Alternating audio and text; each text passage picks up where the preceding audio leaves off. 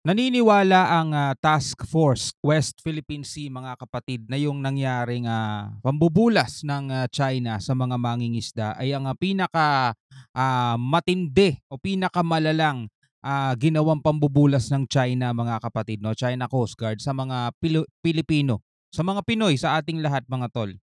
Biruin nyo, no? Yung mga mangingisdang Pilipino natin ang nangunguha ng seashells sa loob ng ating exclusive economic zone, 'di ba? Yung iba, ibang China Coast Guard sumakay pa daw sa bangka ng mga Pinoy. Tapos pinapabalik nila, pinapasaoli nila yung mga nakuhang seashells. Na ibig sabihin mga kapatid, doon sa ginagawa nila ay malinaw ang mensahe na hindi inyo 'yan, no? Sa amin 'yan. Yun ang pinapahatid nilang mensahe mga tol, at pinapabalik nga nila doon sa mga Pinoy fisherman yung mga nakuhang seashells mga tol.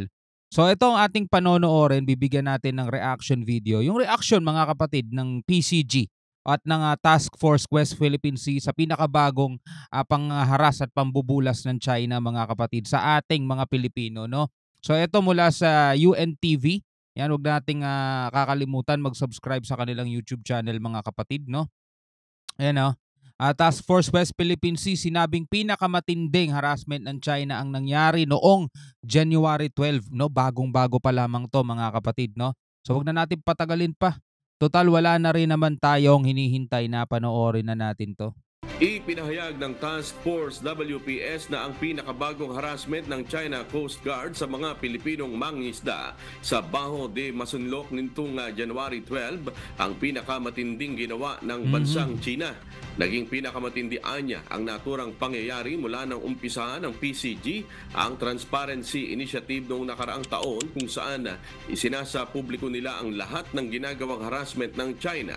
Sa naturang insidenteng sumakay pa umano ang mga tauhan ng China Coast Guard sa bangka ng mga Pilipinong mangingisda para pigilan ang mga ito at sa pilitang ibalik ang nakuha nilang seashell na pang-ulam lamang sana.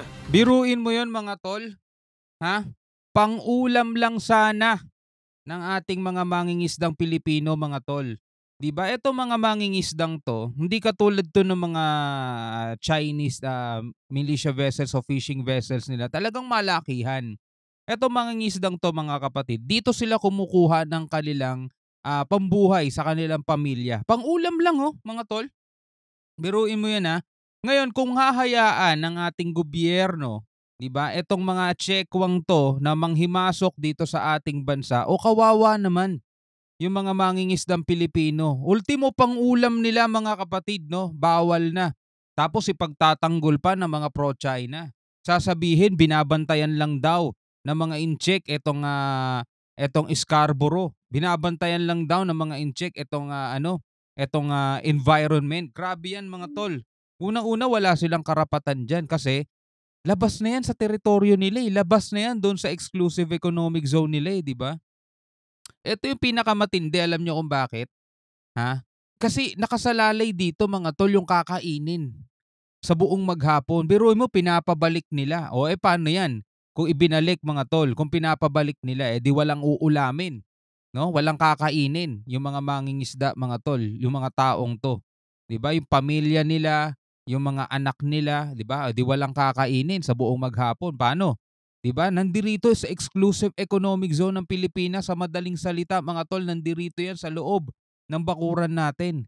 Tapos pipigilan nitong mga Chekwan 'to na nang-aangkin ng teritoryo. Eto na yung pinakamalala talaga mga tol, pinakamatindi. Pero mo sumasampa pa sila sa bangka, at pinipigilan nila yung mga mangingisda at pinapabalik yung mga nakuhang seashells. Grabe, 'no? Ang tindi niyan mga tol, 'di ba? Kawawa naman yung mga mangingisda natin, 'no? Yung food security mga tol nako-compromise na rin dahil sa ganyang mga bagay. Nasanay kasi sila, eh. Sa loob ng 6 na taon ganyan sila diyan, eh, 'di ba? Siga, eh, 'no? Pinabul pa ng mga Chinese Coast Guard ang mga Pilipinong mangingisda sa paligid ng Baho de Masinloc.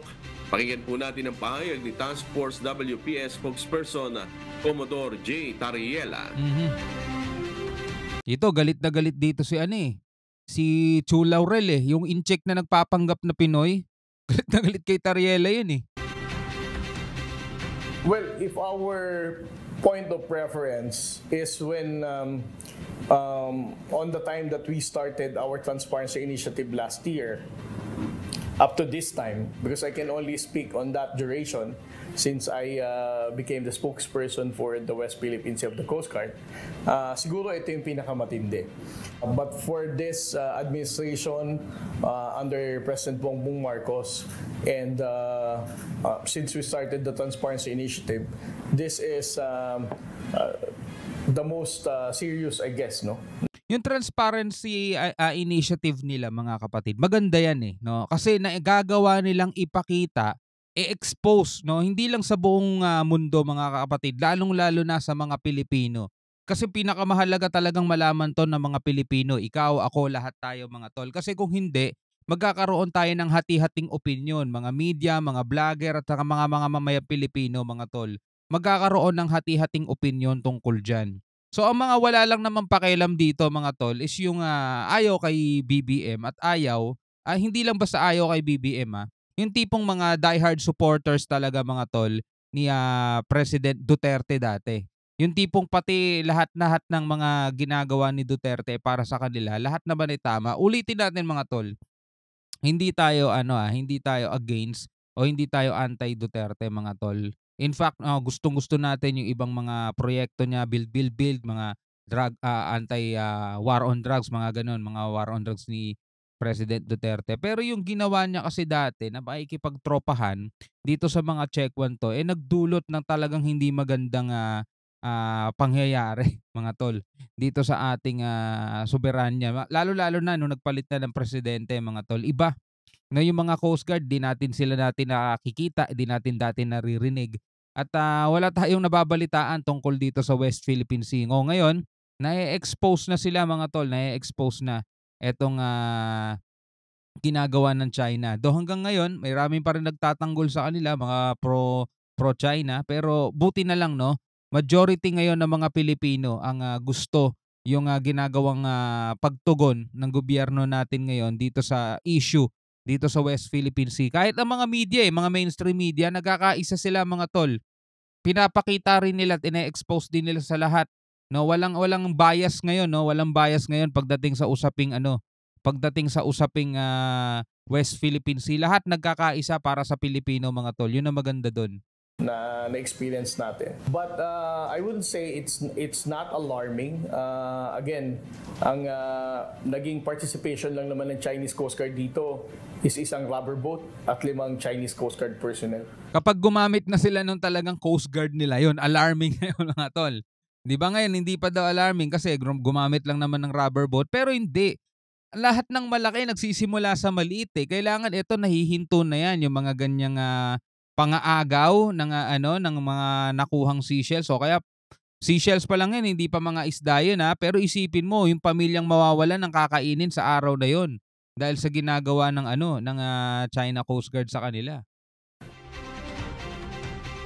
Nangyari ang insidente bago ang pag-uusap sa pagitan ng DFA at Chinese Foreign Affairs noong January 17 kung saan napag-usapan ng dalawang partido para mapababa ang tensyon sa WPS at palakasin ang communication mechanism. Okay, so late na balita lang to. Mas nauna munang mangyari to.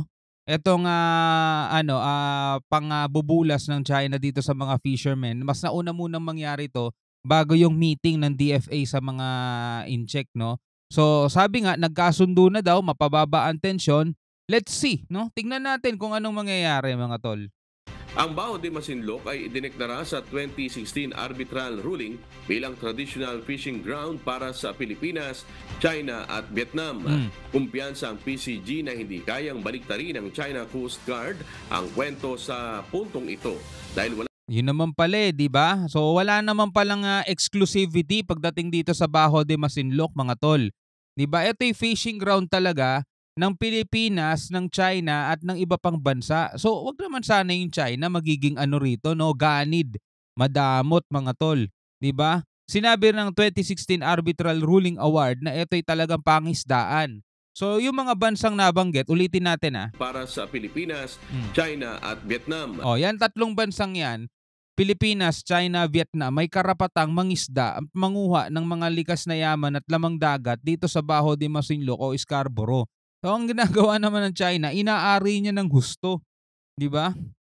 Kumpiyansa ang PCG na hindi kayang baliktarin ng China Coast Guard ang kwento sa puntong ito dahil Malamang. wala silang gamit para magdokumento rin ng insidente. Mhm. Ngayong araw, January 23, inaasahang makararating sa Maynila ang mga mangingisda na mismong nakaranas ng harassment ng China Coast Guard.